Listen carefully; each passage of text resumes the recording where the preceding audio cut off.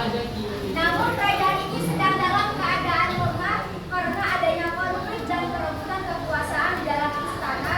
Hal ini membuat wilayah tersebut lebih mudah ditaklukkan oleh pasukan Muslim. Nah, tujuan utama pasukan Muslim ke Spanyol ini untuk merebut umat Protestan, untuk menaklukkan Spanyol ini agar bisa masuk Islam.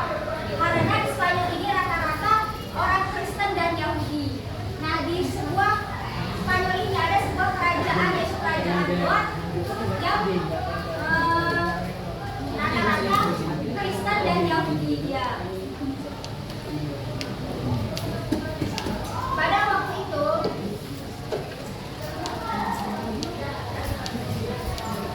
setelah mendarat, Torik bin Ziyad dan pasukannya langsung bergerak ke daratan dan menghadapi pasukan Raja Roderick, pemimpin kerajaan Goth. Nah, jadi pemimpin kerajaan Goth ini bernama Raja Roderick. Dalam pertempurannya yang sangat penting di dekat sungai Guadalete, pasukan Muslim berhasil mengalahkan pasukan Raja Roderick. Kemenangan ini membuka jalan bagi pasukan Muslim untuk melanjutkan menaklukkan di berbagai kota lainnya di wilayah Spanyol. Nah, jadi pasukan Muslim ini yang dipimpin oleh Torik bin Ziyad, dia berperang sama Raja Roderick ini, Raja Kristen sama Yahudi ini.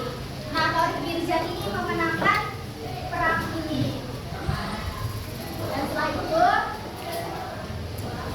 Spanyol, setelah itu wilayah-wilayah seperti Toledo, Sevilla, Córdoba, dan banyak kota-kota besar lainnya berhasil dikuasai dalam waktu singkat. Sebagai besar wilayah Spanyol saat itu berada di bawah kekuasaan Islam. Nah, dari setelah perang itu pasukan Muslim ini berhasil menaklukkan semua kota di Spanyol itu. Jadi Islam ini pertama masuk karena Torik bin Ziyad karena berperang sama raja itu menang dia dan bisa memasukkan Islam ke daerah Spanyol ini. Di daerah Toledo, Sevilla, ada Córdoba.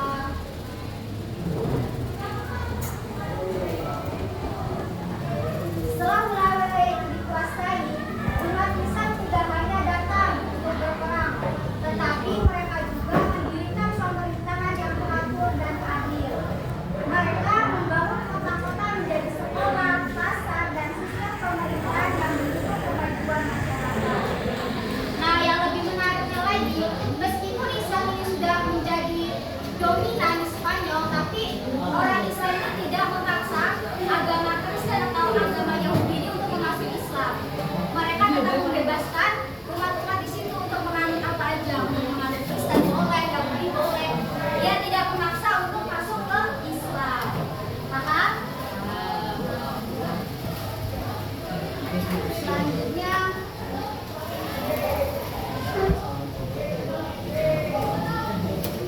kejayaan Islam di masa Andalusia ya. Yang pertama itu ilmu pengetahuan.